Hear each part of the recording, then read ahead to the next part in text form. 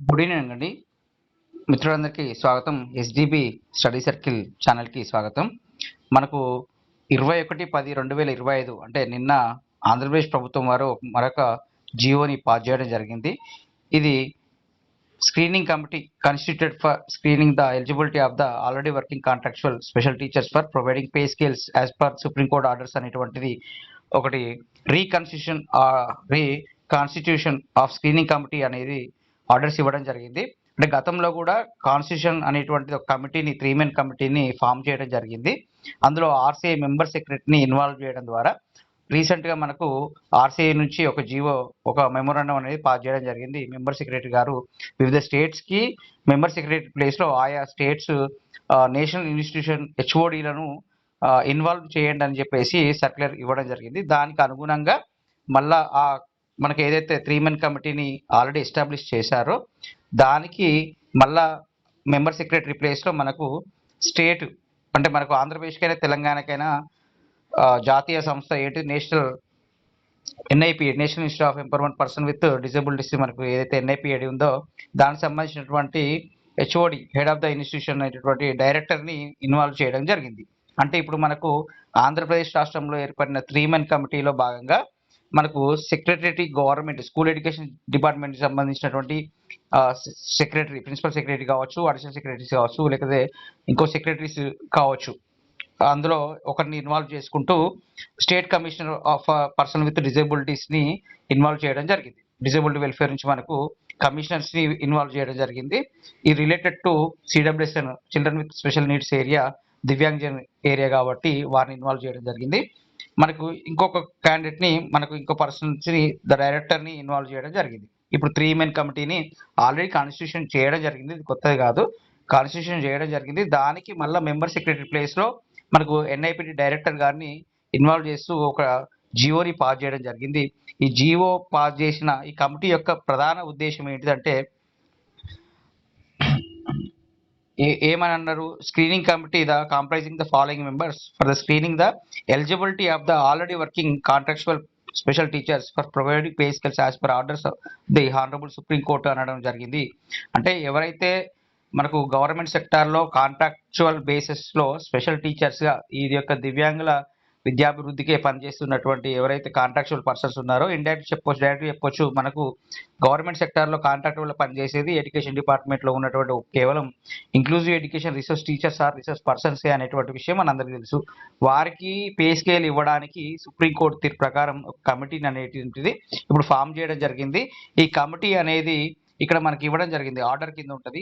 The GO 6th read above government have constitution committee comprising the following members for the screening eligibility of the already working contractual special teachers అన్నాడు. The eligibility of ఎవరైతే already working చేస్తున్నారో అందరినీ కాదు, అక్కడ eligibility అనేది ఇవ్వడం జరిగింది.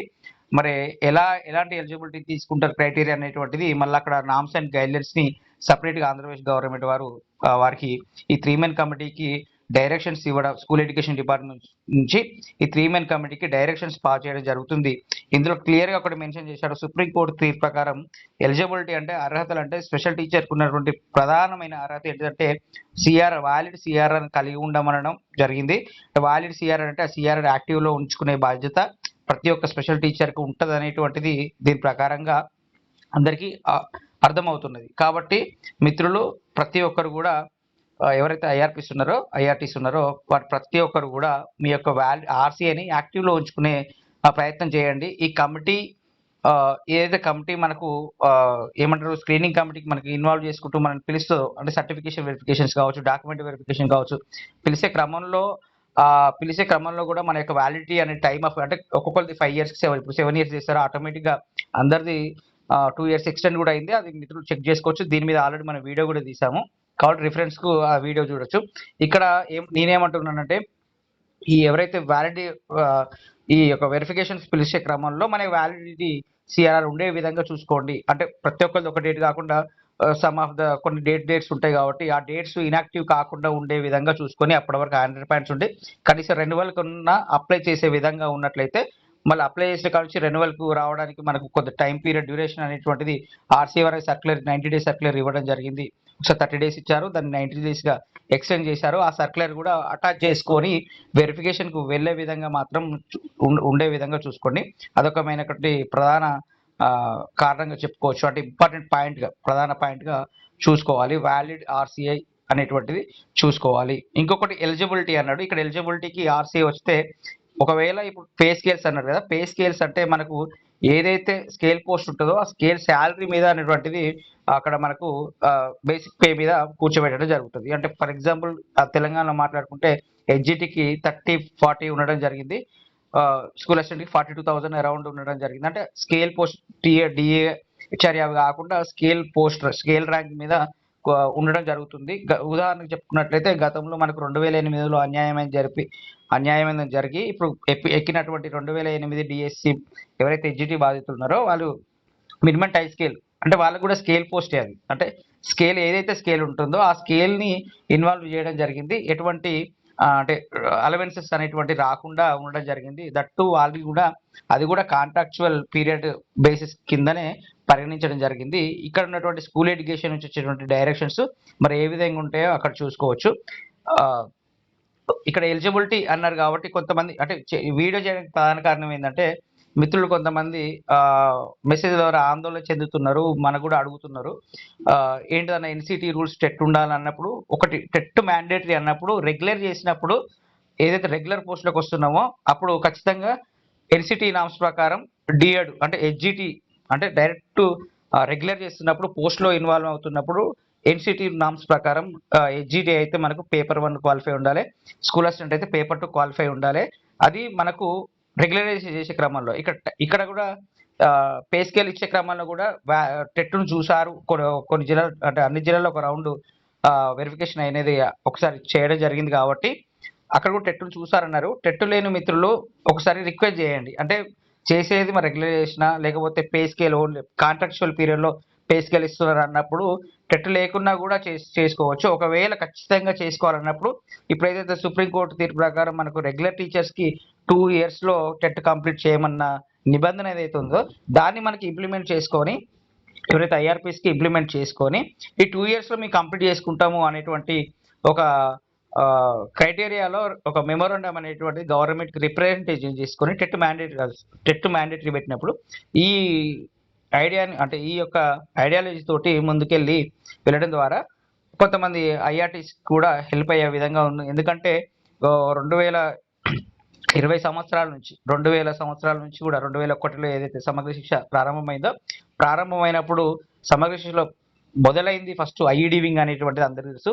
అప్పటి నుంచి కూడా వ్యవస్థ మీద పనిచేసుకుంటూ వ్యవస్థతో ఉంటూ పిల్లలకు ఏదో మనకు పిల్లల యొక్క విద్యాభివృద్ధికి సేవ చేసుకుంటూ ఈ యొక్క వింగ్ను ఇంత చేసి ఈ యొక్క సర్వేల ద్వారా ఇంత ఇప్పుడు 2200 పోస్టులు జాబ్స్ పడ్డాయంటే అక్కడ ఐఆర్పీల కృషి అనేటువంటిది ఖచ్చితంగా ఉంటుంది. ఆ సర్వే చేయడం ద్వారానే ఆ పోస్ట్ అనేటువంటిది సంఖ్య అనేటువంటిది మనకి యూడిఎస్ ప్లస్లో రావడం, తర్వాత సుప్రీంకోర్టు తీర్పు ప్రకారం మనకు పోస్టులు శాంక్షన్ కావడం అనేది దీంట్లో ఒక కింద గ్రాస్ రూట్లో మాత్రం గ్రౌండ్ వర్క్ అంతా చేసింది ఐఆర్టీసీ. కాబట్టి ఇన్ని రోజుల తర్వాత వారికి ఈ యొక్క అవకాశం రావడం చాలా అభినందనీయము. అందులో భాగంగా ఇప్పుడు చిన్న చిన్న అడ్డంకుల వల్ల అవరోధాలు అందుతున్నప్పుడు దాన్ని అధిగమించడానికి అందరు కలిసి ఒక మెమోరాండం అనేటువంటిది గవర్నమెంట్కి రిప్రజెంటేషన్ చేసుకుని టెట్ అనేది అడ్డంకిగా మారితే ఒక 2 years లోపలన్నా మేము కంప్లీట్ చేసుకుంటాం అనేటువంటి ఆ ధోరణితోటి మీరు మెమోరాండం ఇచ్చుకోండి గవర్నమెంట్కి. ఇక్కడైతే చూడాలని అనుకుంటున్నాను. ఒక అంటే ఒక రౌండ్ వెరిఫికేషన్లో మాత్రం టెట్ను చూసారు అన్నట్టు టెట్ లేని వాళ్ళు కొంతమంది ఆందోళన పడవచ్చు.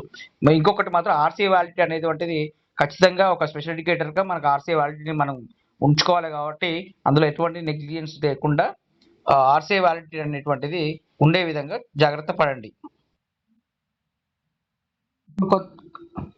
ఇప్పుడు కొంతమంది మిత్రులకు అంటే ఇప్పుడు డిఎస్సి ఇప్పుడు 2 పాయింట్స్ ఉంటాయి. ఇప్పుడు 2 రకాలుగా ఆలోచించుకోవచ్చు. అంటే సుప్రీంకోర్టు తీర్పు ప్రకారం మనకు శాంక్షన్ ఆఫ్ పోస్టులు ఏదైతే రిలీజ్ అయ్యాయో ఇప్పుడు ఐఆర్టీసీగా పనిచేసేది అండర్ సమగ్ర శిక్షలో మనకు పోస్టులు శాంక్షన్ అయ్యాయి డిపార్ట్మెంట్ ఆఫ్ స్కూల్ ఎడ్యుకేషన్ నుంచి. 2 వేరు విభాగాలు కాబట్టి ఇప్పుడు పే స్కేల్ ఏదైతే అమలు చేస్తున్నారో ఈ వర్కింగ్ ఐఆర్పీస్కి అమలు చేస్తున్నారా అనేది ఒక అంశము.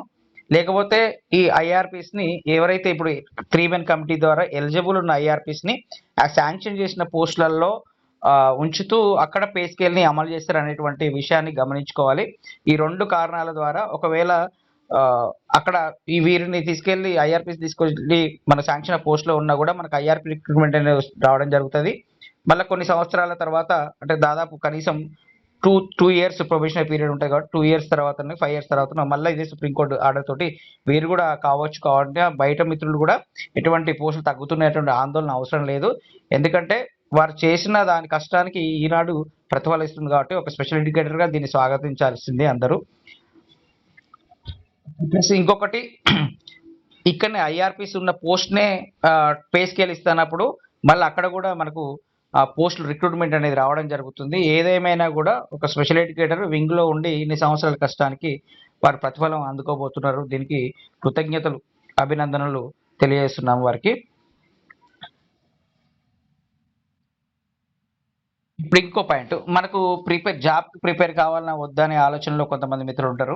ఒకటి మాత్రం తప్పకుండా చేసుకుంటున్నాము. ఏ ప్రాసెస్ అయినా కూడా లేట్ కావచ్చు, ముందు కావచ్చు, కొన్ని కొన్ని కారణాల వల్ల డిలేస్ కావచ్చు.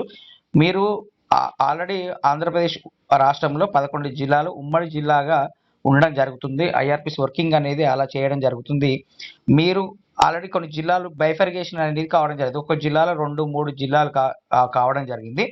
అంటే ఇప్పుడు మీ యొక్క పనిచేసే జిల్లా అనేది మీ సొంత జిల్లా అనేది వేరు కావడం జరిగింది.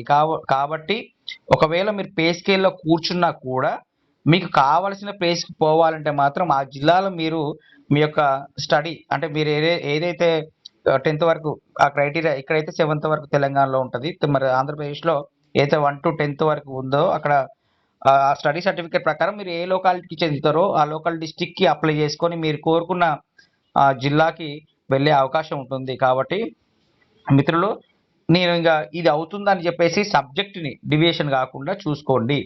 ఈ రకరకాల మెసేజ్‌లొస్తాయి. వీటి మీద రకరకాల ఆందోళనకరమైన మెసేజ్‌లొస్తాయి. పోస్టులు తగ్గుతున్నాయి అంటారు. లేకపోతే ఇంకా వేరే క్వాలిఫికేషన్ అంటారు. వేరే అడ్డంకులు అంటారు. ఇదంతా అవసరం లేదు. మీరు జరిగే ప్రాసెస్ ఆటోమేటిక్‌గా బ్యాక్‌గ్రౌండ్ వెరిఫికేషన్ అంతా జరుగుతూనే ఉంటది. సర్టిఫికేషన్ వెరిఫికేషన్ అవుతూనే ఉంటది. జరగాల్సిన టైంలో జరిగేది జరుగుతూనే ఉంటది. కానీ మన టైం అనేది గడిచిపోతుంటది. ఈ టైం పోయే క్రమంలో సబ్జెక్ట్ మీద కమాండ్ చేసుకున్నట్లయితే రేపు ఏ ఏ ఎటువంటి పరిస్థితులు వచ్చినా కూడా మనము మన యొక్క అవకాశాలను కోల్పోకుండా ఉండే విధంగా నోట్స్ కూడా ప్రిపేర్ చేసుకొని చదవండి. ఖచ్చితంగా చదవండి. చదివినట్లయితే మీకు కావాల్సిన ప్లేస్‌లో కూడా మీరు పోవాలన్నా కూడా ఈ యొక్క ఎగ్జామ్ అనేటువంటిది మీకు చాలా ఉపయోగపడుతది. ఇప్పుడు పే స్కేల్‌లో ఒకవేళ కాంట్రాక్చువల్ పీరియడ్ 2008 లాగానే మనల్ని కూర్చోబెడతన్నప్పుడు మనకేం కావాలి? ఇంకా అలవెన్స్ కావాలి. ఫర్ ఎగ్జాంపుల్ వుమెన్స్ ఉన్నారనుకోండి. ఇప్పుడు వుమెన్స్‌కి చాలా హాలిడేస్ ఉంటాయి. ఒక 6 మంత్స్ మెటర్నిటీ లీవ్స్ ఉంటాయి. చాలా బెనిఫిట్స్ ఉంటాయి. గవర్నమెంట్ ఎంప్లాయ్‌కి చాలా బెనిఫిట్స్ ఉంటాయి. మరి ఆ బెనిఫిట్స్ అన్ని పొందాలంటే పే స్కేల్ కంటే ఎగ్జామ్ ద్వారా జాబ్ పొందడం ద్వారా కూడా కొన్ని బెనిఫిట్స్ అనేది ఇంకా ఎక్కువగా ఉంటాయి కాబట్టి ఎగ్జామినేషన్ ప్రక్రియను మీరు అంటే నెగ్లెక్ట్ చేయకుండా నోట్స్ ప్రిపేర్ చేసుకునే క్రమంలో ఆ పని మీరు సైమల్టేనియస్‌గా చేసుకోండి. చేసుకుంటేనే మీకు కొద్దిగా లాభం జరిగే అవకాశం ఉంటుంది. దీన్ని దృష్టిలో పెట్టుకొని ఎవరైతే వర్కింగ్ ఐఆర్‌పీస్ ఉన్నారో వారు సబ్జెక్ట్‌ని కొంచెం దూరం పోయే క్రమంలో దూరం పోకండి. ఎందుకంటే పరిస్థితులు అనేటువంటిది ఎప్పుడు ఎలా ఉండేది తెలవదు కాబట్టి సబ్జెక్ట్‌ను దూరం ఉంచకండి అనేటువంటి విషయాన్ని ఇక్కడ ఒకటి చెప్పుకోగలుగుతాము. ఏది చేసినా మన మంచిగా అవుతది కాబట్టి సబ్జెక్ట్ దూరం పోకుండా ప్రిపేర్ అవుతూ ఈ యొక్క గవర్నమెంట్‌కి మనకి ఏదైతే చిన్న చిన్న ప్రాబ్లమ్స్ ఉంటాయో వాటన్నిటి మీద ఒక మెమోరాండం టెట్‌ను చూసారన్నారు. మొన్న వెరిఫికేషన్‌లో టెట్‌ను కూడా చూసారన్నారు. మరి టెట్ లేని మిత్రులు ఒకవేళ పే స్కేల్ అనేటువంటిది కాంట్రాక్చువల్ బేసిస్‌లోనే ఇస్తున్నప్పుడు ఒక టెట్ లేకున్నా ఇవ్వండి అని రిక్వెస్ట్ చేసుకోవచ్చు. లేకపోతే 2 ఇయర్స్‌లో టెట్ సుప్రీం కోర్ట్ ఏదైతే చెప్పిందో దాని ప్రకారమైన 2 ఇయర్స్‌లో టెట్ చేసి రిక్వెస్ట్ లెటర్ అయినా పెట్టుకోవచ్చు. ఓకేనా? ఇట్లాంటి చిన్న చిన్న ఆలోచనల ద్వారా అందరికీ మంచి జరిగేలా ప్రయత్నాలు చేయడం ద్వారా కొద్దిగా శుభపరిణామం అనేటువంటిది వచ్చే వారికి కూడా ఈ వేలో మనం సాధించుకోవచ్చు అనేటువంటి ఒక ఆదర్శంగా ఉండేవారవుతారు. ఇప్పుడు ఈ ప్రిపరేషన్ టైంలో ఇంకో లాస్ట్ చెప్పదలసింది ఈ ప్రిపరేషన్ టైంలో మీకు వాట్సాప్ మెసేజ్‌లో అది ఉండాలి, ఇది ఉండాలి సంథింగ్ ఏదో ఒక మెసేజ్‌లు అలాగా కొన్ని వేరే వేరే భయభ్రాంతులకు సంబంధించినటువంటి మెసేజ్లు అనేటువంటివి రావడం జరుగుతుంది. అటువంటి ఆందోళన చెందినప్పుడు ఏమైతుందంటే మన ఆరోగ్యమైన పాడవుతుంది. లేకపోతే మనకు ఏదైతే నేర్చుకుంటున్నామో సబ్జెక్టు, ఇప్పుడు డిఎస్సికి ప్రిపేర్ అవుదామని మెంటల్గా ప్రిపేర్ అవుతాము, ఆ యొక్క దాన్ని మనము కొద్దిగా దాని నుంచి దూరంగా జరిగే ప్రయత్నం ఉంటుంది.